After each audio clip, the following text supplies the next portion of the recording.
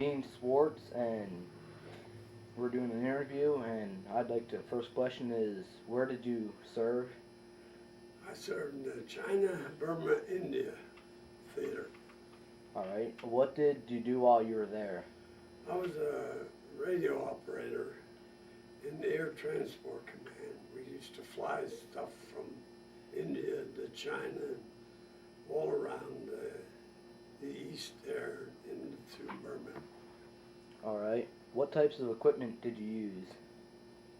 You mean like aircraft? Or, Yeah. Well, aircraft were all cargo type planes, C-46, C-47, C-87, and they had a tanker, C-109. I didn't fly in them.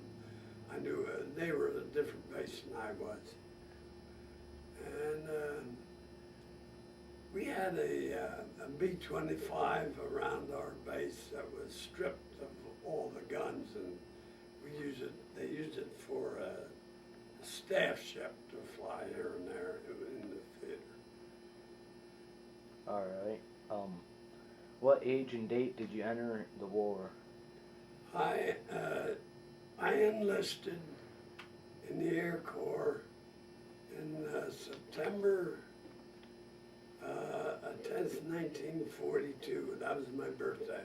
No, my 19th birthday. How long were you involved? Well, I went in September of 42, and I was discharged in October of 1945. What regiment were you in? Pardon? What regiment were you in? I wasn't in, I was in the Air Corps, and we were, they weren't regiments for like in flights or whatever. The bases had numbers, and I was based in Bengal province, which was fairly near to Calcutta. How much and what type of training did you get before you entered? Well, I went in, I had to report over to New Cumberland, Pennsylvania. And from there, I went down to Keesler Field, Mississippi. That's where I did basic training. And then from Keesler Field, which happened to be in September, real hot and miserable. And from there, for the next winter, I went up to Sioux Falls, South Dakota, where it was always below zero. And I froze to death half the time, but I went to a radio school there. And well, when I left there, I went to, was down in New Mexico, a replacement depot. And from there, I went to Burlington, Vermont, to a school in out the University of Vermont, sponsored by the Northeast Airlines. It was about radio and different kinds of things that pertain to aero engineering and stuff like that. What were your expectations of war, and how were those expectations met? Would you say that? What were your expectations of war, and how were they met? Well, I didn't.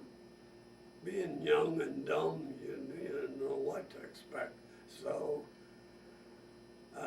when I always wanted to fly, so I had that urge from when I was a kid. So I went down.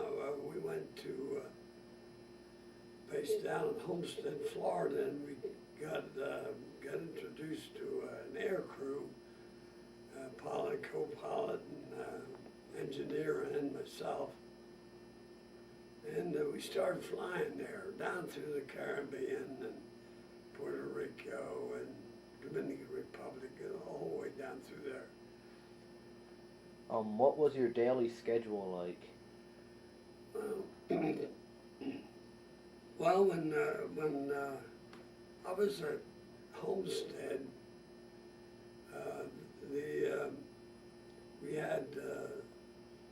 lessons on the ground, or like school on the ground, but I also had a radio station based in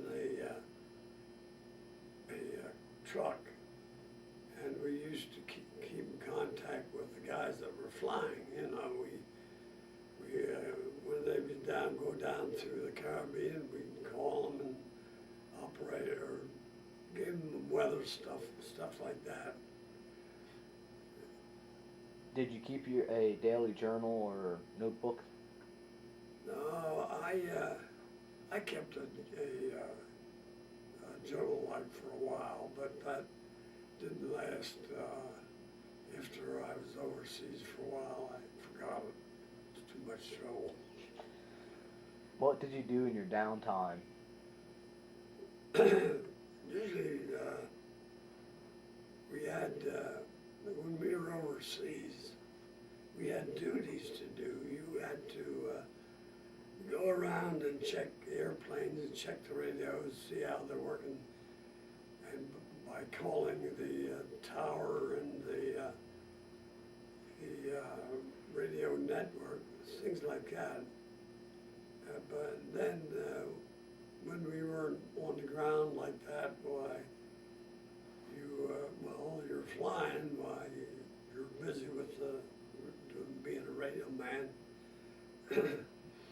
So that's about it. Did you write home often to your Did you write home often to your family and friends? Funny you should ask that. When I went in, I wasn't much of a writer, but I had a couple of friends that I'd written to. But one time I was busy in this radio school, and I was called up to the headquarters, and the first sergeant got on me about it. He said my sister had written and said she didn't know, she hadn't heard from me for a couple of weeks. She thought maybe something happened to him. So he gave me heck for that. He said, you better start writing now. So I wrote pretty good there for a while then. What types of food did you eat what type of foods did you have to eat? Well, it was pretty lousy, believe me. In the States, we ate pretty good. But when we got overseas, we accused them over there of the old water buffalo and stuff like that. I don't know, I don't know if they actually did use water buffalo, but it sure as, we always thought so anyhow. And we got a lot of old mutton from down in Australia, which was terrible. Were you involved in any battles, and if so, which ones? Well, I have 3 battle stars on my on this ribbon there, but they were. I mean, we were flying, so occasionally, when we first went over, the Japanese were down in Burma, or up pretty far in Burma, and they invaded part of India. And at that time, the Japanese Air Corps used to fly up, and they would tackle our big fat airplanes, you know. Easy shoot down, you know. Nobody shoot back at them. But I never got involved in anything like that real close. You weren't injured or wounded then, were you, at all? Pardon? Were you injured or wounded at all? No. How long were you away from home? I went over from September of 42 until May of 45 when I came back from overseas. That's all that. I was never home in between that. What was your most memorable experience?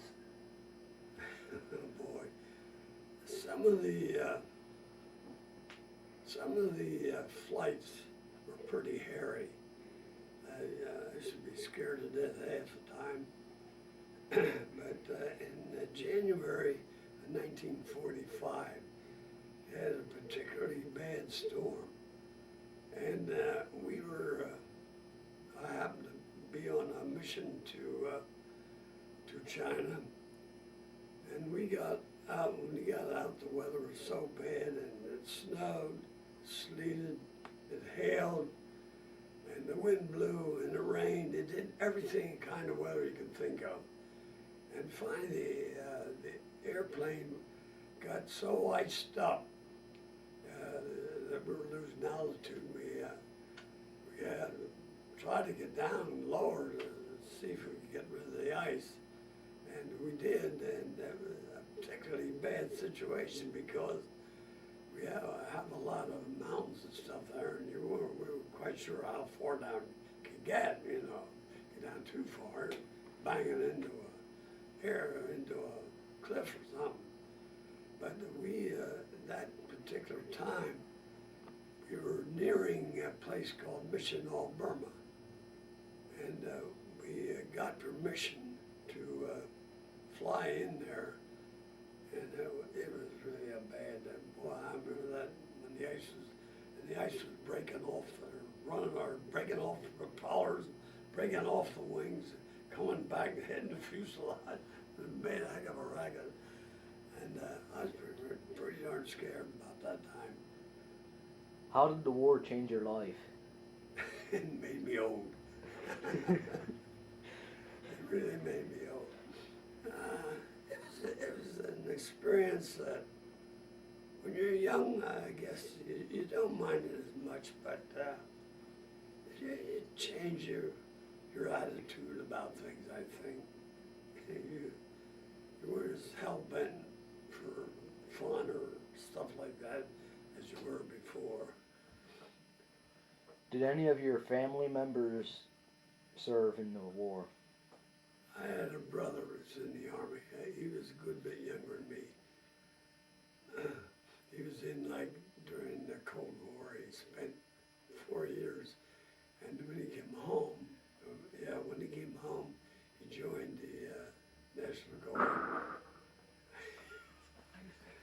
He joined the Air National Guard. And then he got into chemical warfare, and he stayed in the service. He just retired about 2 years ago from the service like that. Have you kept in touch with your friends that you met in the war? Yes, in fact, this September we're going down we have a national reunion for the China Burma Indian Veterans Association. We're going down to Louisville, and one of my closest friends lives in Louisville. In fact, he has charge of the reunion down there. So I write occasionally to different fellows, but it's like everybody else is old. You're dying, you don't last forever. Do you want to show us what medals you had, and hold it up and show us and describe how you got them? Can I sit down there or what? Yeah. Well, first of all,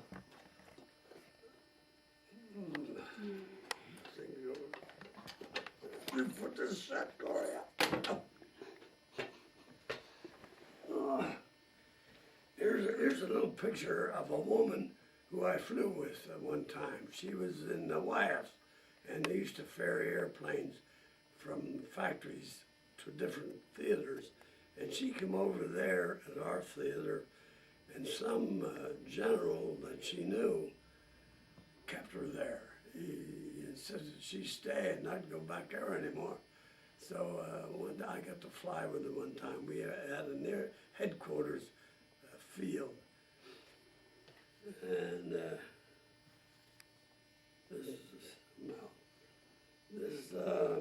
these are the theaters.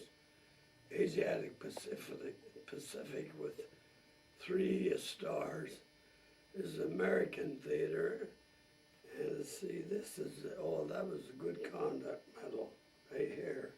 This is the Asiatic Pacific Theater. And this is the American Campaign Theater. Then this is the insignia for the Air Transport Command. The airplanes had them on, we used to wear them. And after I got wings, this is the official wing that I got from the U.S. Army Air Corps.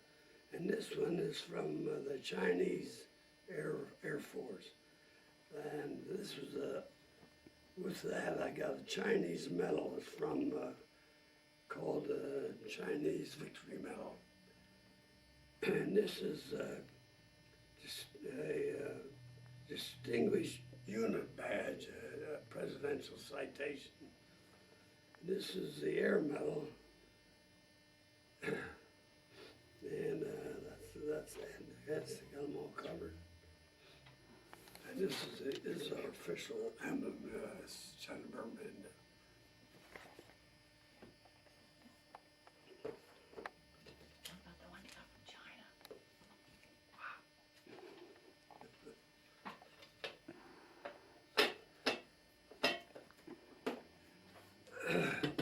This was called a bloodshed.